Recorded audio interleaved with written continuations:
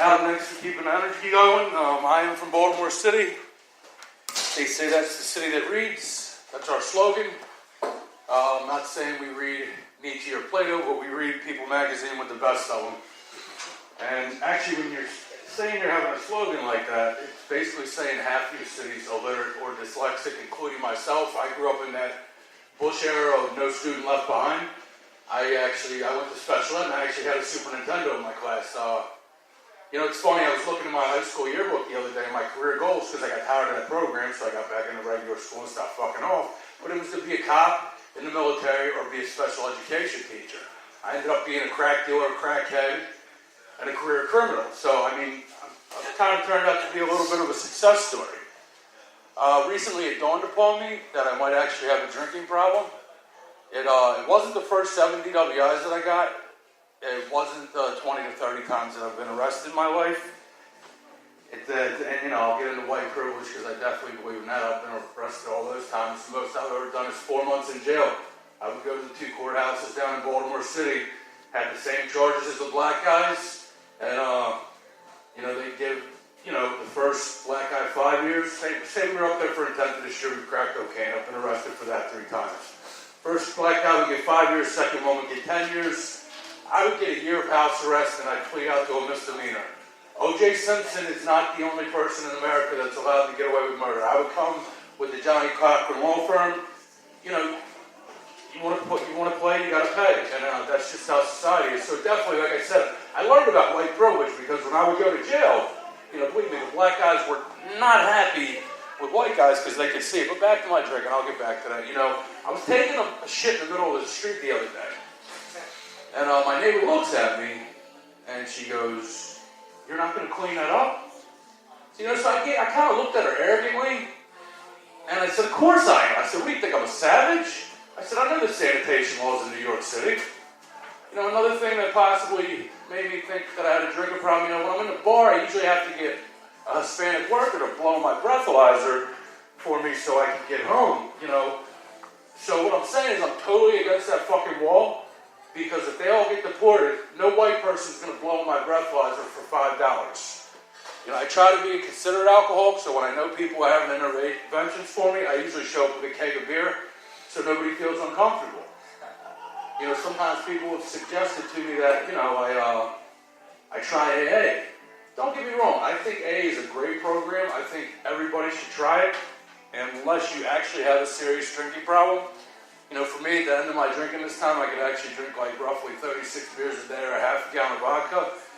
It's like, if you go to AA, it's like going to church, but without the wine, and the father or the priest, he's not even going to give me a reach around. So, that just didn't work for me. So, recently, again, I did quit drinking, so now I don't know what to do with my food stamps. I convinced all the local bodegas that, beer had nutritional value. Wheat, barley, corn. And, I'm like, what the hell am I going to get now?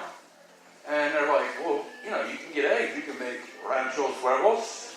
You can make eggs Benedict. You can make deviled eggs over easy. So I start thinking about being in jail again, And I'm like, when you're in jail, there's these things called hookup. It's like fine dining gourmet. Between that and cooking crack, I was also a chef for a living in some very nice restaurants in New York. That's why I learned how to cook. So what you can do is, you take your hard-boiled eggs off your breakfast tray, your chicken off your dinner tray, get some cup of noodles, you get commissary, Cheetos, tuna fish, pickles, pickle juice, some people put sardines in them, and again, that's if all the black people did not rob me for my shit and beat me up, because they show you what white privilege is in jail. I can promise you that in Baltimore City. And, so I got to thinking about it, and I'm like, you know what, fuck this, I'm just going to go back to drinking, at least I'll get wheat, barley, and corn every day. I do feel bad for the youth now. Food stamps actually used to be when I was younger and I was selling crack, they were actually paper like money. So when the crackheads would come up, they'd hand us, $100 worth of food stamps, we'd give them a 50 piece. The youth is going to miss that today. I really do feel bad for our youth. I'll come back to that, but it's like my son, right? He's a teenager now.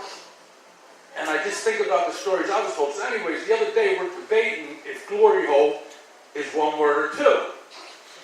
And I'll get back to that, but I think about the stories he has compared to what I had. I had a grandfather who went to jail in the 80s for stealing Social Security checks from dead people. You're not going to see that happen anymore with all the computers. I had an uncle, great uncle, who was a safe cracker.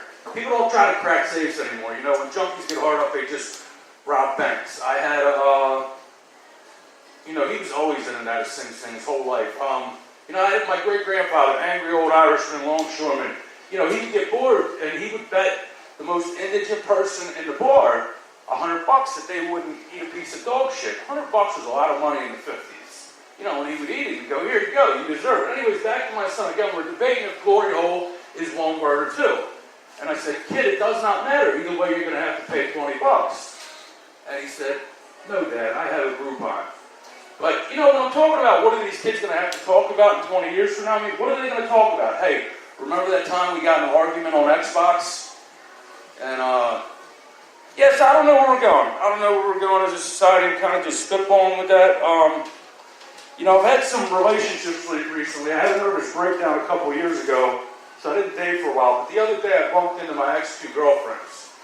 And, you know, they're about 25 years apart. That's what happens when you date a mother and a daughter. It definitely made for some very socially awkward situations at dinner.